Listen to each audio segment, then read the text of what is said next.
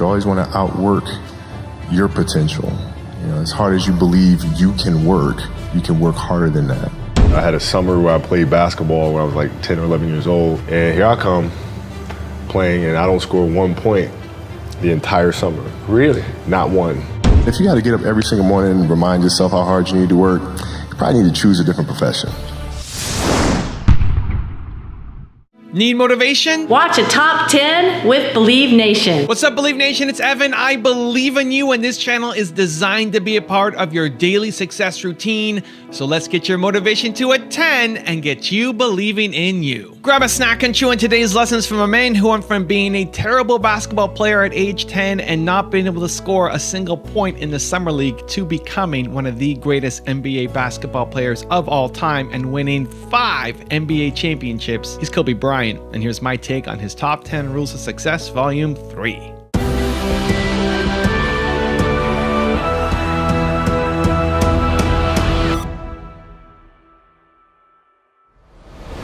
Okay, let's kick it off with rule number 1. Have a champion's mentality. When I played, one of the things that I had to learn is how to get the best out of my teammates. Yeah. And most people think it's a simple thing, you know, pass them the ball. You know, but that's not how you make guys better. You have to really affect their behavior. How do you do that? So, I would tell guys, we got back-to-backs. I don't care if we're in Miami, I don't care if we're in a great city of Chicago. You can't go out, we got to get rest, right? Back-to-back games. Back-to-back games, Yeah. right? Monday, Tuesday. You play Monday and play again Tuesday. But guys aren't going to listen, right? Right. So a few times I said, all right, we'll all go out. We'll go out together. Really? I'll drink with you, right? But the next morning, I'm banging on your door at 5 in the morning. Let's go. They're not getting Where are we that. going? I hung out with you. Now you come hang out with me. Wow. This is what we do. All right, let's go. And we're at the gym. We're working out, right? We hit the bus. We go to practice. We play that night. And they're dead. And they're dead. And they're like, oh, lesson learned. Really? Lesson So learned. take them out once. Listen, if you're going to do that. But don't let that compromise what we're here to do. Right. This is why we're here. This is why you're here in the first place. Yeah. Right? And if we're going to win a championship, we have to have that championship mentality That's it. and work ethic. That's it. So you got to show them, no, Kobe can do that and still has the energy to get up and do this. So either I got to meet that same energy or I got to keep my butt in my Go to room. bed early, yeah. Rule number 2, outwork your potential. I think the best way to prove your value is to work, is to learn, is to absorb, to be a sponge. Right? But you always want to outwork your potential. As hard as you believe you can work harder than that. And that's what I tried to do when I first came in the league. But, basketball is such a direct competition sport that me coming in at 17, I hated when, my teammates would say, I get hit with an elbow, right? Shaq would hit me with an elbow in practice. And, Nick Van Exel would come up and say, are you okay? I'm like, what? Are you okay? What the hell's wrong with you? So I always had that extra chip on my shoulder. So every day in practice for me was really trying to annihilate everybody that I was playing against. Because I wanted to prove you don't need to babysit me. I'm fine, And so it's always that competitive nature, the work ethic, and curiosity. Because I asked a lot of questions. Playing with Bryant Scott, I asked him a lot of questions. Eddie Jones, who was great at chasing guards off the screens, and I didn't understand how to do that. I would sit with him before practice, after practice.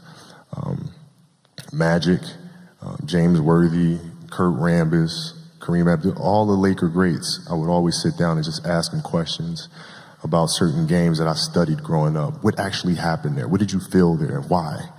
Bird tough to defend, why? Because you look slow as shit than me. So I'm missing something. So tell me what I'm missing, you know what I mean? And so I would always ask questions and try to learn as much as I could. Rule number 3, learn from failures. We talk about this often, and we always talk about the fact that you can learn a lot more from the failures than you can from the successes. And you have to figure out where those landmines are and then how to best avoid those or help entrepreneurs, and ourselves included, figure out the clues of where those landmines are. Not that you're going to avoid all of them. Right. But it's also when you do step on one, figuring out, okay, how do you recuperate? How do you balance back and pick yourself up? Rule number 4, be a long-term thinker. I had a summer where I played basketball when I was 10 or 11 years old. And a very prominent summer league in Philadelphia called the Sunny Hill League, where my father played, my uncle played, and they were like all-time greats and Yeah. that sort of stuff. And Wilt Chamberlain played in the league, you know, Earl Pro Monroe played in the league. And here I come playing, and I don't score 1 point the entire summer. Really? Not one. How old were you? 11, 10, 11. And you're playing against other 10, 11-year-olds? Uh-huh. Or you didn't score once? Not one. Were you in the game? I was in the game How'd you not score? because I was terrible. Really? Yeah. That At 10, happened. 11 years old, you were that terrible. Awful. I mean, and I had these big knee pads on because I was growing really fast. I had socks all the way up here, and I had like the high top Skinny, fade, yeah. like skinny as hell. And I scored not a free throw, not a lucky shot, not a breakaway layup, 0 points. Is that when you think the mentality of hard work started to come in for you at that age, when you failed so miserably, I guess, that summer? I think that's when the idea of understanding a long-term view became important, because I wasn't going to catch these kids in a week. I wasn't going to catch them in a year, right? So that's when I sat down and said, okay, this is going to take some thought, all right? What do I want to work on first? All right, shooting. All right, let's knock this out. Let's focus on this. Half a year, 6 months, do nothing but shoot. All right, after that, all right, creating your own shot. And then you focus. So I started creating a menu of things. When I came back the next summer, I was a little bit better, right? And A I menu came being back- like, I've got my jump shot from 15, I've got my I got my jump fadeaway, shot I've from got my- 15. I got my three-point shot, like just open shots, not miss open shots, right? Right. Be able to shoot it with speed, because those kids are so much more athletic. Yeah. And then the next summer I came back, I was a little better. And the summer came back, You the scored. next summer I was a little better. I scored. Yeah, You know, it you- wasn't much, Right. but I scored. And this you know? is 12, 13. 12, 13. And then 14 came around, back half of 13, 14 years old, and then I was just killing everyone. And it happened in 2 years. And I wasn't expecting it to happen in 2 years, but it did, because what I had to do was work on the basics and the fundamentals. While they relied on their athleticism and their natural ability. And because I stick to the fundamentals, it just caught up to them. And then my body, you know, my knees stopped hurting. I grew into my frame, and And then your athleticism, once you have the fundamentals, Exactly. the hard work, the mindset, and you tack on the athleticism, it's game over. Then it was game over. Yeah. Wow. So from 13, you're good, average still? I was good. I was good. And Okay. then about the end of my third, like right when I was turning 14, I became the best player in the state. At 14. At 14. So from 12 to 14, you went from scoring 0 to being the best in the Yep. state of all ages. Yep. Rule number 5, find your passion. When we talk about hard work all the time, it's like, you know, man, if you got to get up every single morning and remind yourself how hard you need to work, you probably need to choose a different profession, you know, because that shouldn't be there. I wake up in the morning excited to get to it. You know, if I'm not training, I'm missing it. If I'm not watching a game of basketball, I miss it. There's no place I'd rather be. And if you have that feeling, then you're truly doing what God has put you on this earth to do. Rule number 6, challenge yourself to grow.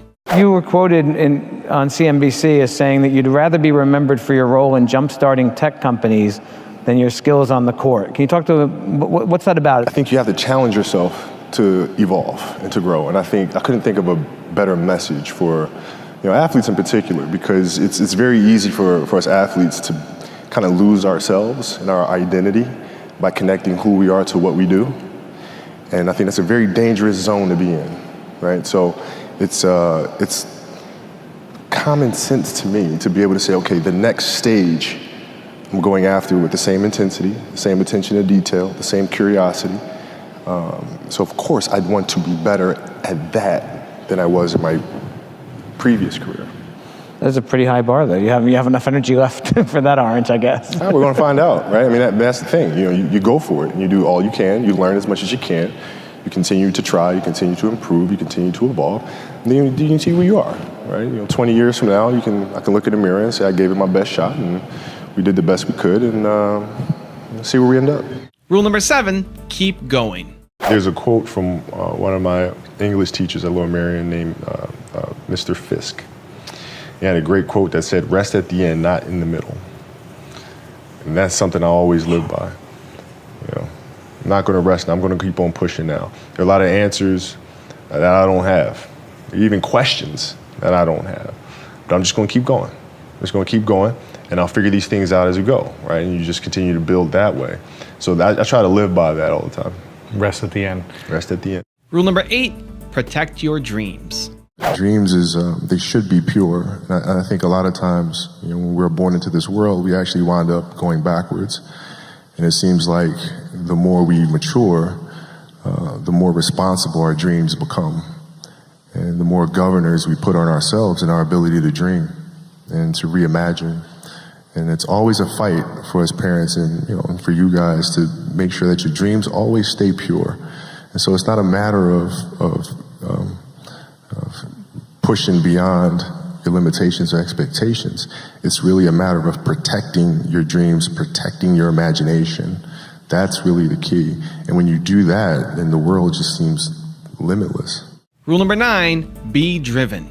My journey began in Philadelphia, Pennsylvania. At the age of 3 years old, my father putting a basketball in my hands and me taking it from there.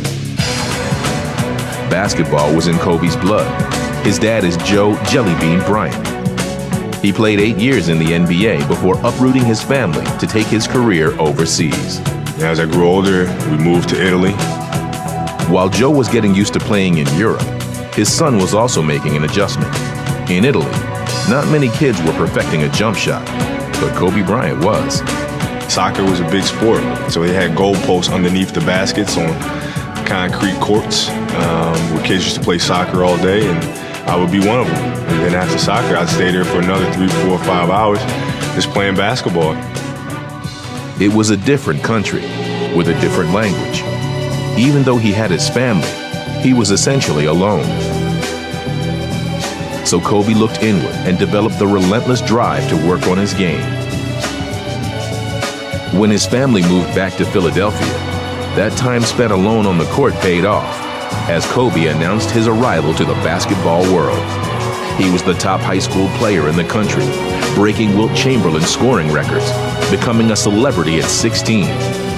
Kobe's next step may have seemed ambitious, but with his basketball pedigree and work ethic, it was an easy decision. I, Kobe Bryant, have decided to take my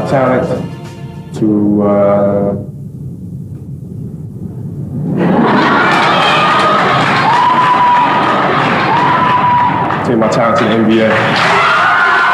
And rule number 10, the last one before a very special bonus clip, is achieve greatness. Kobe Bryant now, he's going to be retiring after. I remember season 1. You said, who is this kid? His 20th season, all with the Lakers. Had one of the greatest careers in basketball history. The body just will not allow him to be what he once was any longer.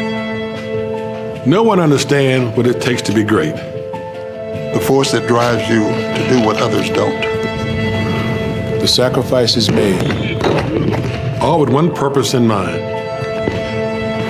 Push yourself to become better. The extra seconds, minutes, hours of work put into perfecting one's game. Lifting yourself above the rest. To make sure your name will forever be synonymous with one word: greatness. What does it take to be great? Work ethic, determination, drive. It takes ability, it takes a desire. Baylor moves on Russell again, turns and puts up a tremendous field goal. I think it takes years of players relying on you to take the big shot, make the great play. Do the things that bring success to the team. That's what it's all about. It's getting out and measuring yourself against others. And I think that when you have an attitude like that, that's part of greatness. At first I met Kobe. Kobe was just out of high school. He was out here for a workout, and I've never seen anyone work out as hard as Kobe. I've never seen anybody that prepared. He was 17 years old and was ready to play NBA basketball. That's pretty amazing. I think Jerry West was the one who said this. He said, I want this kid because this kid has more talent than anybody ever have playing for me right now. And he had a great team. Just a kid who would never take a night off. Even if it wasn't going well, it was always going to be trying to slay the dragon. If you don't have that type of work ethic, you don't get to enjoy the benefits. Out to Kobe. What a way to finish! Now, I've got a special bonus clip from Kobe on how to be a good team player that I think you're going to really enjoy. But before that, it's time for the 3-point landing questions. Time to move from just watching another video to actually taking action in your life or your business. And if you're feeling bold, leave your answers in the comments below. Here we go. Question number 1. What is your big dream? Number 2. How will you protect it when people say that you can't do it? And number 3. How will you keep going when you're not getting results? You know, when you're in this culture in our society, you can do some phenomenal things individually, but they'll never reach their full potential unless you do them collectively. And you have to figure out how to do that. And, you know, Phil Jackson was great at that. And Phil, you know, he wouldn't just coach the team or coach the game, but he'd read everything about every single player. Really? You learn about your history, how you grew up, how you were raised, where were you raised. You know, he'll read every interview, and he'll learn about you, and gives him a better understanding of what's motivating you, or what your insecurities are, right? And then it just helps him communicate with you better, or even push a button here if he needs to. There was a stretch in 2003 where Shaq was out with an injury. And Phil called me up to his office and said, okay, we need you to really turn on the afterburners and start scoring the ball if we have to win. So I did, and I wound up scoring, I think it was 9 straight games with 40-plus points. 9 straight? 9 straight games. And then Shaq comes back, second to last game of that. And then Phil calls me up to his office and says, Kobe, okay, I need you to dial it back. I'm like, why? Like, we're winning. I don't understand. It's because our goal is to win a championship. And we can get through the Western Conference with you playing this way. But in the East, you know, we can dominate them inside with Shaq in the post. But if you continue to do this, we'll lose Shaq. We'll lose him. His motivation, his excitement. What triggers him, right? So I need you to pull back so we can pull Shaq forward for June. Wow. And I just looked at him like, this is one smart dude. Wow, that's really smart. Yeah, it's one smart dude, man. So I pulled it back. So let me give you the one-word secret to happiness. One word. This is all you need to be happy. It's the most important word ever. If you had to think of one word that's most important to you, or that sums you up, or that would be kind of like a little beacon.